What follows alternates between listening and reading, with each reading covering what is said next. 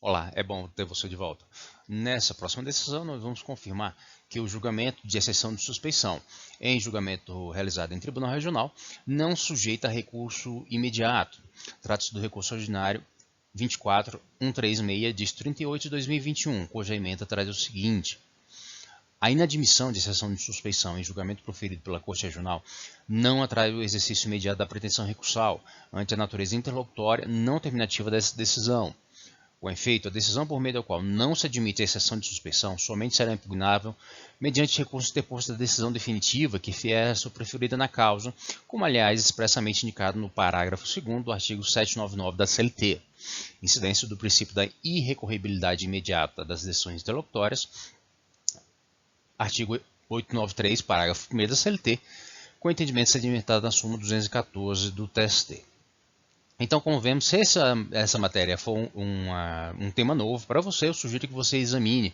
a súmula 214, na qual há exceções a essa regra específica que permitiria a interposição de recurso imediato de decisões interlocutórias no âmbito do processo do trabalho. E quando aqui nós temos decisões de caráter interlocutório com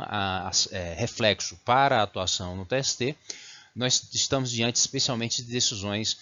no julgamento de recursos ordinários, que em geral determinam o retorno dos autos à instância de origem, porque algum julgamento acerca de alguma matéria prejudicial ou preliminar, ou de algum incidente que, pôs termo ao processo anteriormente, foi revista pelo Tribunal Regional e, consequentemente, reformada. E, assim, o processo deveria seguir o seu trâmite normal. Sistemicamente, essa decisão é considerada como interlocutória e, consequentemente, seria abarcada pelas regras do processo de trabalho, que indicam da irrecorribilidade imediata de tais decisões, o que muitas vezes é conhecido como simplesmente irrecorribilidade das decisões interlocutórias. Mas como nós vemos aqui, essas decisões, como acerca da exceção de suspeição, elas são recorríveis, apenas elas serão recorríveis quando do recurso acerca da decisão definitiva. Então, num caso como esse, em que havia um processo em trâmite na vara do trabalho, a parte suscitou a exceção de suspeição,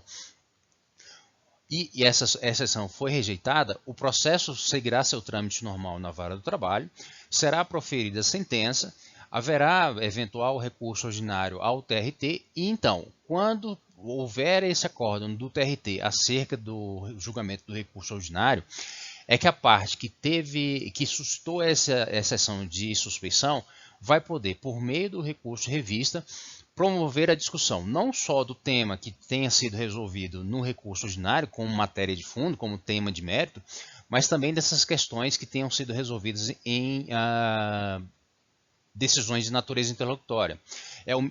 efeito semelhante ao que se dá na tramitação durante a primeira instância, ou seja, eventuais decisões interlocutórias proferidas no curso, por exemplo, da instrução processual, poderão ser objeto de recurso apenas a partir da prolação da sentença, ou seja, aquela decisão interlocutória no curso do processo poderá ser recorrida, mas apenas após a prolação da decisão de caráter definitivo, seja a sentença, seja o acórdão. O que se pode observar, por outro lado, num aspecto mais prático, é que essas questões relativas a exceções de suspeição, por vezes, são veiculadas pela parte especificamente para causar esse tipo de transtorno processual, ou seja, a possibilidade de interposição, ainda que de recursos infundados, mas de recursos que protraem a continuidade do processo, ou seja, ainda que isso se trate de uma